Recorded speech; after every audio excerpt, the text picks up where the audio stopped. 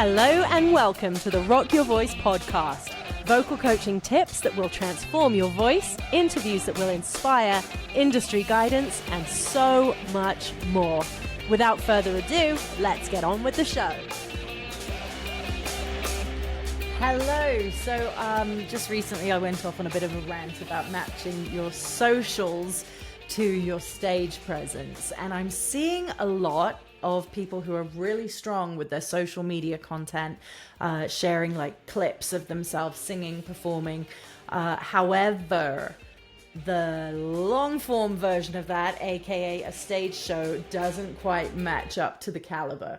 So it's one thing to be in your room behind a screen, kind of going over and over and over a verse of a song or a chorus or what have you, and just nailing that because you can re-record, all that kind of stuff. But a live show is completely different. The one thing that I really want to make sure everyone is aware of is the importance of not just falling into that comfort zone of the social media behind the screen thing, and forgetting to get out there in front of an audience and being live and doing all of that kind of stuff. There are two sides to this. Some people are writing brilliant music and not sharing anything anywhere. Or they are out doing gigs and they're living their life as a musician, but they're terrified of the social media thing. That's something we'll look at in another episode. This one is directed at the people who are like super confident with their socials. They've maybe got really great numbers, these are all things that are so important.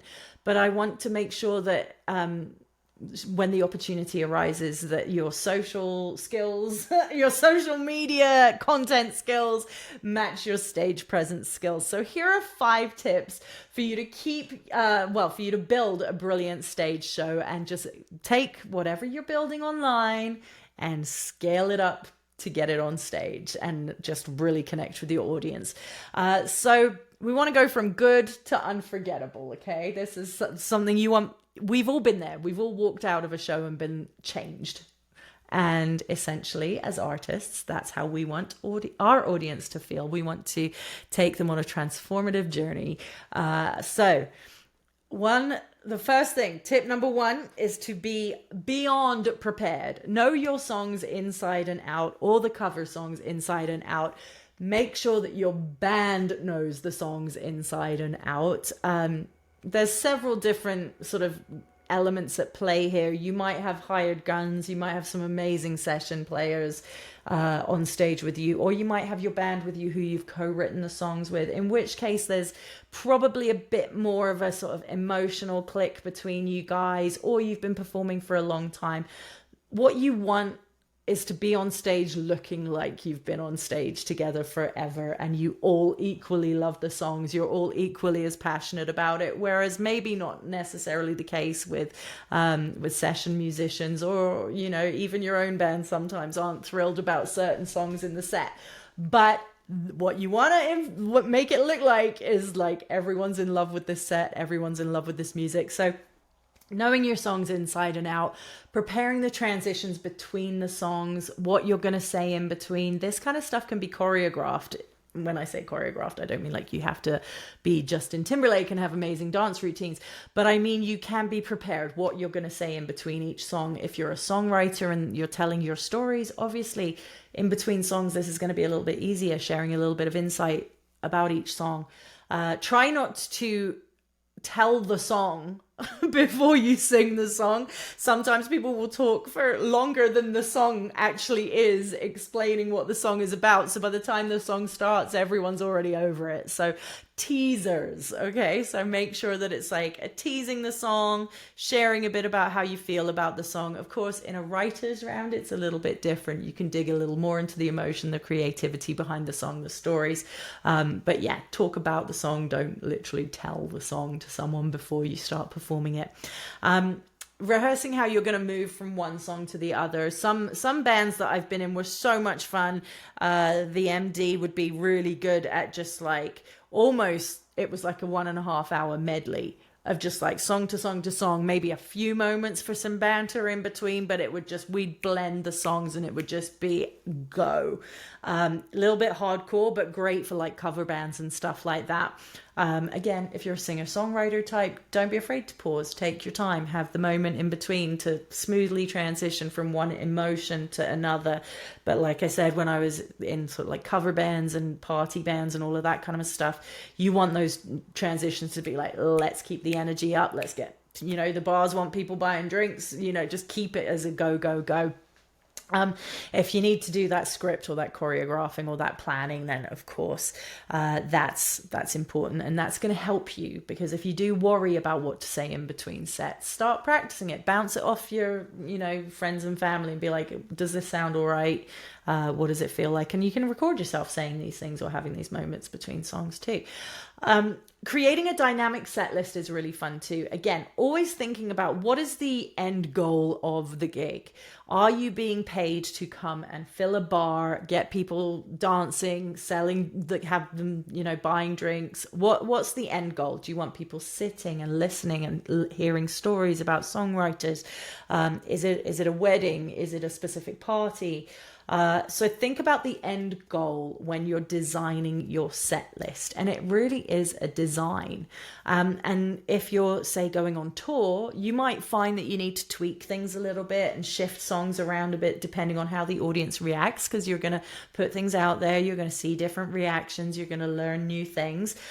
So you might have to tweak your set list a bit and be like, hey, this song it did not make sense to come at them with this at this point. We should maybe put a slower song here or a faster song there, whatever. So you can move that around, but take us on a journey, like build it up and bring it down, and give us the emotions, give us the tempos, give us the drama, give us take us where you want to take us.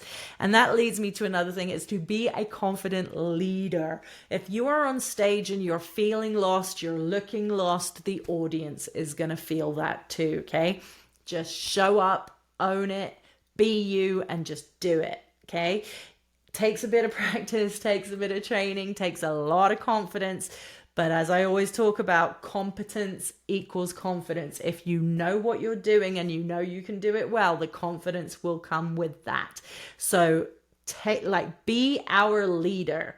Okay, someone like Garth Brooks or Cody Johnson, there's some artists that I've seen recently who it's almost like a preacher on stage. You can relax. You're in their hands. You're going on a journey with them. They got you. You don't need to even think about how you're reacting to certain things, because they are almost telling you that they lead you on this journey. And it is brilliant, and it's wonderful as an audience member, because you literally walk out of the arena, the stadium, the pub, the coffee house, whatever, when you've had an experience like that, where it's like literally just getting off a ride. It's like, okay, that was an experience, as opposed to like, oh, I feel bad for that person. That was hard work watching that half-hour set, or that whatever it was. That's just the worst and the saddest thing. So don't be afraid to be a leader. Lead your band, lead your audience. Know what you want from the room, the venue, the sound, all of that kind of stuff as well. Okay, engaging with your audience too. So making the eye contact, using your body language. Don't be locked in yourself. If you have a big stage, use it. So again, this is where practice comes in, getting used to moving in bigger spaces, bigger stages. Again, also understanding and being able to fit a 5-piece into a corner of a coffee shop, if that's what you're up against at this stage in your career. Working with the space you've got. But if you are so used to being in a small space and you are an emerging band or an emerging artist, it can be very strange to suddenly have a lot of room to move around in and work with. So practicing, if you are in a band, or if you want to start getting used to doing that, rent a space where there's like a dance studio or something, so that you can see what you look like in that space. See movements that feel big to you are small to the person at the back of the room. It can feel a little bit contrived, a little bit choreographed, and a bit weird, but big moves are going to feel bigger to you than they appear while you're on stage. So don't be afraid to explore that. Make sure you're practicing in front of mirrors. Make sure you get your band with you in front of a mirror, and they can see too, because there are some brilliant musicians who are just not necessarily extroverts on stage, and they're like in their world with their music and they're just like feeling it, and that's great, but maybe that doesn't transition across to the audience. Or maybe you even feel like, hello, I'm over here performing with you, like you're in your own little world. Sorry, I'm picking on guitarists here. But like making sure that the band sees what it looks like. Record yourselves so that you can see it back as well. If you're into it, the whole crowd participation, sing along, clapping thing, I'll be honest, as an audience member and as a band leader, I've never enjoyed that. I'm kind of like, they're here to do their thing. Like, I don't want to tell people what to do while they're at my show. Like, we're not gonna, I don't love it. I don't love doing it. Yeah. So anyways, I'm really interested. I want to know what you think about that. And I know that people love singing along and they'll get into it and they'll do that. So it's just me probably being a Grinch. But yes, so think about the connection with your audience and how you're making people feel versus the technicality. The time for technicality is gone. The minute you step on that stage, if you haven't done the work, you haven't done the work. It's too late. I'm sorry. You will learn a lot. You will learn what you need to work on whilst you're on stage. But that is the riding the bike moment. It's like you've took your training wheels off. You're on the stage. If you haven't practiced how to ride that bike without the training wheels, and you get on stage and your voice isn't ready, or you haven't really rehearsed the set, too late. And that is going to probably increase anxiety, which is going to increase tension, which is going to cause problems with your voice. So just make sure that you are as prepared as you possibly can be. Really thinking visually about the whole product, essentially. Like again, keeping in mind the end goal, how your stage presence is going to elevate the end goal and what that is. If you have budget for lighting and props or screens or all of those fun things, brilliant artist that I work with, Braden King, he's always incorporating these cool neon signs and just has these fun things on the back of his stage that because the level where he's at, he's not yet like, hey, I've got my buses and my crew that are going to load up the screens and everything. But he's not like, okay, well, I'm just going to show up and do it. He brings something to these sort of bar and club gigs that makes it look cool. It looks like a tour. It's a piece of the set. You recognize it in the photos, so it's great for that kind of thing. It's like, okay, that's part of his tour. He's on the tour again. So yeah, if there's something that you can bring to it that makes it stand out, that like this is a show versus like, oh, I'm just stopping here at this venue for this night.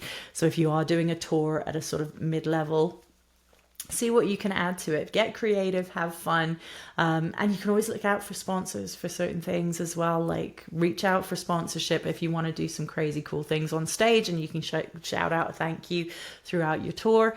So yeah, and again, talking about that artist, thinking about stage presence, like he'll get on tables, he'll move through the crowd, he'll use the space, and it makes for a very memorable show, especially at the sort of bar pub gig kind of club level, where you're just expecting a band on the stage who's just going to stay there, do their thing, get paid and go home. No, this is a show and you're going to remember it. So don't be afraid to try some cool things, so long as the venue's cool with it and it's the right kind of venue. Yeah, obviously. Leave them wanting more. End the show with intention. Again, take us on this energetic adventure. We want to be at that point where it's like, yes, we want to be screaming for an encore. You want us screaming for an encore. You don't want us to be like, oh my gosh, this person is having such a hard time. They need to go home now. Their voice is shattered. I don't even want to listen to another song because I know their voice can't keep up with another song. So yeah. And whether it's like a super powerful moment with a ballad or even like a massive vocal, high up-tempo energy thing, or even really thinking about how you're wrapping the show with a heartfelt thank you. Remember, though, it is not your Grammy Award speech. So I've been at shows where I've seen it. Thank you so much for having me. And 5 minutes later, it's still, I'd like to thank the person pouring the beers. I'd like to thank my mum for driving me. I'd like to thank this. No. Just boom. Thank you so much. We had a great night. See you again next time. I am so-and-so and out. Leave us wanting more. Don't let us feel like this is your award-winning speech. So yeah, just a few different things just to really think about. I'll kind of recap. So preparing beyond the music, making sure that your band is tight, but your band's stage presence, interaction, communication style, all of that is linked up to creating a dynamic set. Really think about the intention of the set, the journey you want to take us on, engaging with your audience, thinking visually, your stage presence, how are you using the space? How are you moving on the space? How do you feel? Are you comfortable in the space? Because that is another podcast episode. If you're not comfortable in your own body on the stage, there are so many other things that we need to look at just to make sure that this is a fun experience for you. Again, learning to ride the bike, too late for that. You just got to get on and go for a rip at this point. Leave them wanting more. And then, yeah, have a sit down and a think about how you can make your next performance more memorable, more inspiring, more fun for you and your band, and lead to booking more gigs. Okay, get people wanting more, because if you're loving it, we're loving it. And that is the goal, because isn't fun the best thing to have? Have a good one, and I'll be back with more very soon. Of course, reach out if you have any questions, and stay tuned, because now I want to put together a performance workshop. So yeah, if you're interested, let me know. Shoot me a message on Instagram and let's chat. Take care. Bye. Thank you so much for listening to today's episode. If you enjoyed it, please like, share, subscribe. It helps other listeners just like you discover the show. Also, I'd love you to follow along on social media. It's Rocket Vocal Studios. That's ROCKIT Vocal Studios. If you have any questions at all, I am here for you and your voice. Email me, emma@rocketvocalstudios.com. Would love to chat. If you ever want a session, if you want to nerd out about the voice, I am here for you. Thank you so much for listening, and have a great day. We'll see you next time.